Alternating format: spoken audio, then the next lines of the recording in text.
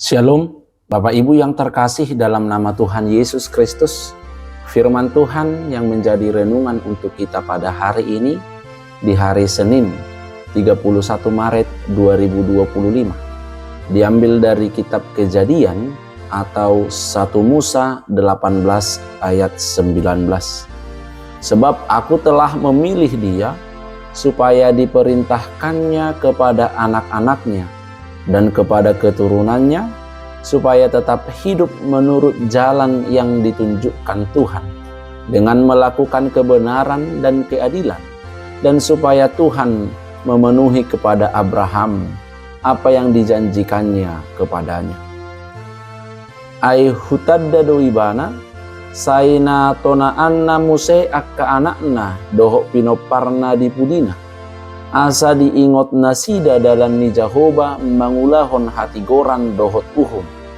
Asa dipatolhas Jahoba tu si Abraham na pinarbaga-bagana tu ibana. Amin. Demikian firman Tuhan. Bapak Ibu yang terkasih dalam nama Tuhan Yesus Kristus, hubungan antara anak dan orang tua yang benar dapat dilihat ketika orang tua juga memiliki hubungan yang benar dengan Tuhan. Dengan demikian, orang tua dapat mengarahkan anak-anaknya untuk hidup dalam ajaran yang dikehendaki oleh Tuhan. Contoh, bukan hanya sekedar mengarahkan supaya ikut sekolah minggu, supaya aktif di dalam gereja, akan tetapi orang tua juga harus mempraktekkannya terlebih dahulu dengan melakukan hal yang sama dengan perkataannya. Kemudian tahu apa yang dibutuhkan oleh si anak, adil dan benar dalam mendidik anak.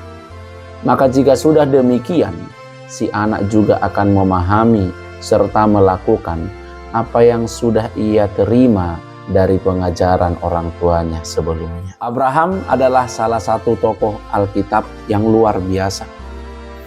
Iman Abraham tiada duanya. Bahkan ia mau mengorbankan anaknya Ishak ketika Tuhan memintanya. Tidaklah heran Abraham disebut sebagai bapa orang percaya. Karena itulah dalam ayat ini Allah berkata bahwa ia telah memilih Abraham untuk memerintahkan kepada seluruh keturunannya supaya tetap di jalan yang ditunjukkan Tuhan dengan melakukan kebenaran dan keadilan.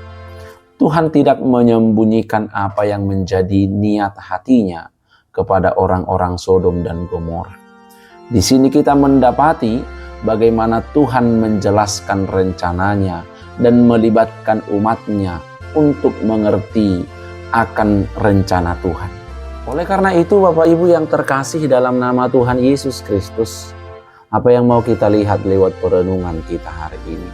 Pertama, kita harus memahami tujuan dan rencana Allah. Dan setiap rencana dan tujuan Allah, itulah yang terbaik di dalam kehidupan kita.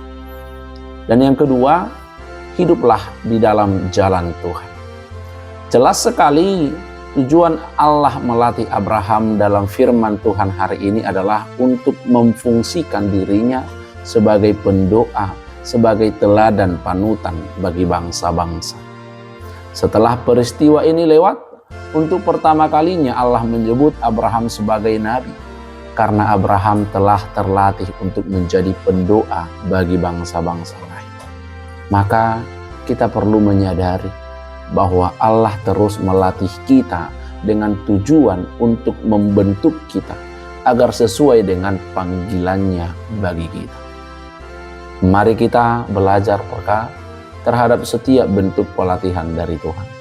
Jangan sia-siakan setiap kesempatan yang Tuhan berikan dengan menanti kehendak. Dan mari kita hidup selalu di dalam meneladani akan firman Tuhan. Amin.